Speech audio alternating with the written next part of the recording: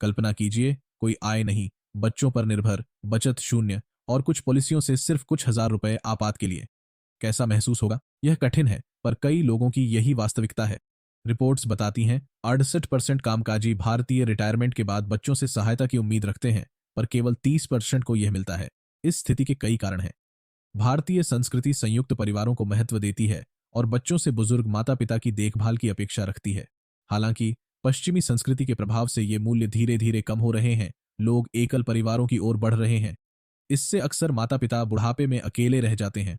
आज के युवाओं के भविष्य में आर्थिक संघर्ष का एक कारण यह धारणा है कि धन सिर्फ अभी उपयोगी है, बुढ़ापे में नहीं। जल्दी अमीर बनने की चाह गलत नहीं, पर यह अवास्तविक है। हर किसी के पास तेजी से अमीर बनने के संसाधन नहीं होते। इसीलिए भारत के 1.5 अरब लोगों में से सिर्फ 85 करोड़पति हैं, 0.8% से भी कम, जो बहुत कम है। हालांकि यह संख्या काफी बढ़ सकती है अगर भारतीय युवा पार्टियों, महंगे सामान और मौज मस्ती के लिए ढेर सारे पैसों की जरूरत नहीं समझें। इसके बजाय उन्हें यह मानना चाहिए कि समय लगे तो लगे, पर वे आखिरकार वित्तीय आजादी हासिल कर लेंगे। इसीलिए वॉरेन बफेट ने कहा, ज्यादातर लोग गरीब हैं क्योंकि कोई धीरे धीरे अमीर नहीं बनना चाहता। दोस्तों, अगर आपका लक्ष्य किसी दिन अमीर बनना है, तो इस वीडियो में मैं आपको एक प्लान बताऊंगा।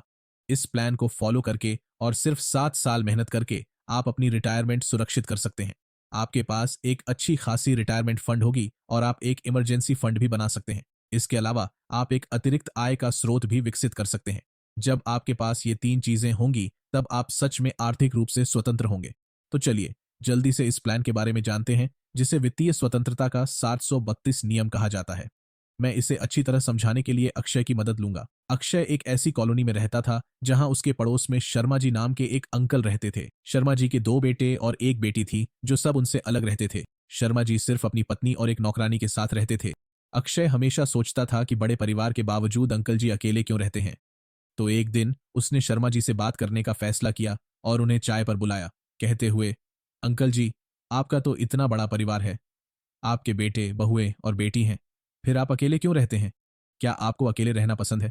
अक्षय की बात सुनकर श्री शर्मा भावुक हो गए और बोले, कोई बेटा परिवार और बुढ़ापे से दूर नहीं रहना चाहता, पर वे अपनी जिंदगी में व्यस्त हैं, हमें भूल गए हैं।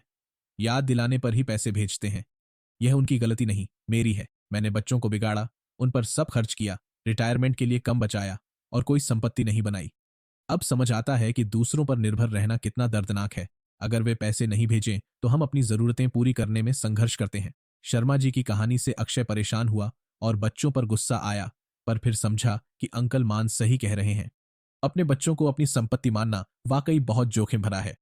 उस दिन अक्षय ने ठान लिया कि वह कभी ऐसी गलती नहीं करेगा और जल्दी से ही अपनी रिटायरमेंट की योजना बनाना शुरू कर देगा। पर अक्षय को वो पुराना तरीका भी पसंद नहीं था, जहां लोग सारा वक्त और पैसा बुढ़ापे पर लगा देते हैं और अंत में समय ही नहीं बचता। तो उसने एक बेहतर रणनीति बनाई, जिसमें कुछ साल की मेहनत से न सिर्फ रिटायरमेंट सुरक्षित होगी, बल्कि एक इमरजेंसी फंड और अतिरिक्त आय का जरिया भी बनेगा। इससे वह अपनी इच्छाओं को पूरा कर पाएगा। इसके बाद वह बिना पूरी जिंदगी लगाए अपने सपने पूरे कर सकेगा, जो आमतौर पर पुराने तरीके में होता है। जाने कैसे अक्षय यह सब करेगा। दोस्तों, वीडियो के अंत में एक बोनस टिप है अच्छी साइड इनकम बनाने के लिए, तो अंत तक देखते रहिए। अक्षय 20-21 साल का युवक है, जिसकी अच्छी कमाई वाली नौकरी है। उसकी एकमात्र जिम्मेदारी पिता की मदद के लिए कुछ पैसे घर भेजना है। यदि संभव हो तो अब उसके पिता भी कमाते हैं, इसलिए घर का खर्च उनकी आय से पूरा होता है। तो अक्षय के लिए एक बड़ी सकारात्मक बात यह है कि वह अपनी आय का एक अच्छा हिस्सा बचा सकता है और उसे एक अच्छी जगह निवेश कर बढ़ा सकता है। फिर अक्षय हर महीने 700 रुपये बचाता है और उन्हें लो कॉस्ट इंडेक्स फंड में एसआईपी के माध्यम से निवेश करता है।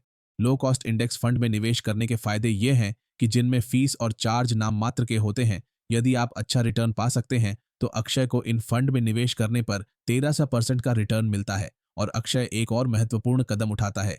इसकी वजह से अक्षय को अपने एसआईपी की राशि बढ़ाने की लचीलापन मिलता है और वह भी बिना हिचकिचाहट के ऐसा करता है। वह हर साल एसआईपी में 10% की वृद्धि करता है। अक्षय 7 साल तक इसी प्रक्रिया का पालन करता है और इसके कारण अक्षय का निवेश मूल्य 1262 रुपये हो जाता है। इस बिंदु पर अक्षय एसआईपी बंद कर देता है। अब यदि हम मानते हैं कि यह राशि भी समान रिटर्न दर पर बढ़ेगी, अर्थात 13% की वापसी पर अक्षय के रिटायरमेंट तक, यानी 55 साल की उम्र तक अक्षय के पास 3.5 करोड़ रुपए से ज्यादा होंगे और अगर वो 60 तक काम करे तो उसके पास 7.12 करोड़ रुपए होंगे। महंगाई को ध्यान में रखते हुए भी यह एक अच्छी रकम मानी जाएगी। अक्षय ने सिर्फ 7 साल अनुशासन से काम करके इतनी बड़ी पूंजी बनाई है, जो कि काफी अच्छी रकम है। देखिए, अगर कोई जीवन भर एसआईपी करे तो यह रकम और भी बढ़ेगी, पर सिर्फ रिटायरमेंट के लिए बचत करना और जीवन का मजा न लेना ठीक नहीं। इसलिए अपने वित्त के प्रबंधन के लिए 732 नियम का इस्तेमाल करना चाहिए। 7 साल के एसआईपी के बाद अक्षय की उम्र 27 से 28 साल होगी। यह वो उम्र है जब परिवार वाले जीवन साथी की तलाश शुरू करते हैं, और अक्षय के साथ भी ऐसा ही हुआ। उसने भी शादी कर ली और अक्षय कुंवारे से एक प्रतिबद्ध व्यक्ति बन गए। अब अक्षय की जिम्मेदारियां बढ़ीं, वेतन भी बढ़ा, पर जीवन अनिश्चित है, कब क्या हो कोई नहीं जानता। जब आप किसी और की जिंदगी पर निर्भर हों तो थोड़ा सावधान रहना पड़ता है। अक्षय ने नमस्कार दोस्तों, आप यह बुक सुन रहे हैं बुकपीडियाज यूट्यूब चैनल के माध्यम से। अगर यह बुक आपको पसंद आई है तो मेरे यूट्यूब चैनल बुकपीडियाज को सब्सक्राइब करना मत भूलना। सोचा कि आपात स्थिति के लिए कुछ पैसे जमा करें और अपने वे पार्टनर के नाम पॉलिसी लें जो मुसीबत में काम आए। तो अक्षय ने हर महीने 5,000 रुपये बचाना शुरू किया और 3 साल के लिए अपने और पत्नी के लिए 2,000 का पॉलिसी प्रीमियम भरना शुरू किया। वह हर महीने बचत करता और इसे एसआईपी के जरिए निवेश करता रहा। उसने इंडेक्स फंड में निवेश किया, क्योंकि आजकल म्यूचुअल फंड से पैसा निकालना आसान हो गया है। लंबी प्रक्रिया नहीं, बस कुछ क्लिक में पैसा निकाल सकते हैं और दूसरा उनसे निकासी कर सकते हैं। अगर आप ऐसे निवेश करें जो लंबे समय में महंगाई को मात दें, तो अक्षय के इमरजेंसी फंड का मूल्य समय के साथ बढ़ेगा और भविष्य में कितनी भी महंगाई हो, यह फंड हमेशा उसके काम आएगा। तो 3 साल बाद अक्षय के इमरजेंसी फंड का मूल्य 2.21 लाख रुपए हो जाता है, जो रिटायरमेंट तक बढ़कर 1.5 करोड़ रुपए हो सकता है। यह अक्षय के लिए सुरक्षा कवच बनेगा।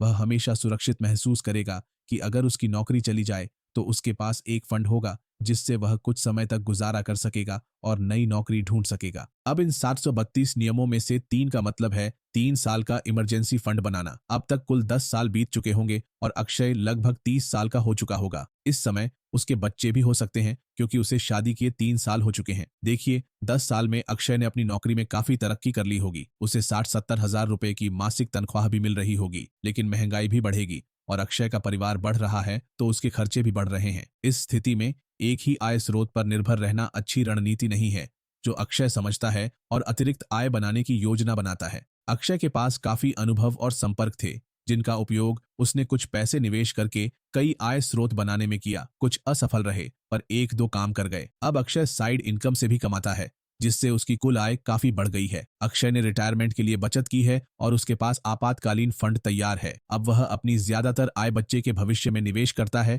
और परिवार की यात्राओं पर खर्च करता है। यादें बनाना भी उतना ही महत्वपूर्ण है जितना निवेश करना। इस तरह अक्षय 732 नियम की मदद से एक संतुष्ट जीवन जी रहा है। दोस्तों, इस नियम में 2 का मतलब है अतिरिक्त आय स्रोत बनाने के लिए 2 साल तक समय, पैसा और मेहनत लगाना। हालांकि अक्षय के मामले में मैंने 7+3 का इस्तेमाल किया है, यानी 10 साल बाद नहीं, आप साइड इनकम सोर्स जल्दी भी बना सकते हैं।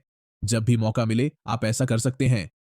जितनी जल्दी आप अतिरिक्त आय स्रोत बनाएंगे, उतनी जल्दी आप आर्थिक रूप से स्वतंत्र होंगे, क्योंकि असली आजादी तब मिलेगी जब आप सोते हुए भी पैसा कमाएंगे, और ये तभी होगा जब आप पैसिव इनकम सोर्स बनाएंगे। दोस्तों, जाने से पहले मैं आपको एक साइड इनकम का आइडिया देना चाहता हूं। हमारे यहाँ शिव नाम का एक व्यक्ति है जो पहले प्राइवेट जॉब करता था। 1 साल पहले उसने एक साइड इनकम शुरू की जो अब उसकी मुख्य आय बन गई है। जब पार्टियां होती थीं, वो इस सामान को किराए पर देता था। धीरे धीरे उसने और सामान जोड़ा, जैसे कैटरिंग, कुर्सियां और मेज। शादी या पार्टी में इस्तेमाल होने वाला सामान रखना शुरू किया, जिससे अच्छी किराए की आमदनी होने लगी। यहाँ एक महल है जिससे वे करोड़ों कमा रहे और शानदार जीवन जी रहे हैं। दोस्तों, यह शक्ति का पहलू है। आय के स्रोत और शादी का सामान किराए पर देना एक बढ़िया साइड बिजनेस है, क्योंकि शादी के मौसम में इन सब चीजों की मांग बहुत बढ़ जाती है और सबका सीजन अच्छा लगता है। इसमें कोई सक्रिय काम नहीं करना पड़ता, तो यह एक्टिव काम भी नहीं है। स्पष्ट रूप से यह एक पैसिव इनकम का जरिया है। तो दोस्तों, आज के लिए मुझे उम्मीद है कि आपको यह वीडियो पसंद आया और आपने इससे कुछ उपयोगी सीखा। अगर वीडियो थोड़ा काम का लगा तो लाइक और शेयर करें और चैनल को सब्सक्राइब करें, ताकि आपको सभी अपडेट समय पर मिलें। जय हिंद। नमस्कार दोस्तों, आप यह बुक सुन रहे हैं बुकपीडियाज यूट्यूब चैनल के माध्यम से। अगर यह बुक आपको पसंद आई है तो मेरे यूट्यूब चैनल बुकपीडियाज को सब्सक्राइब करना मत भूलना।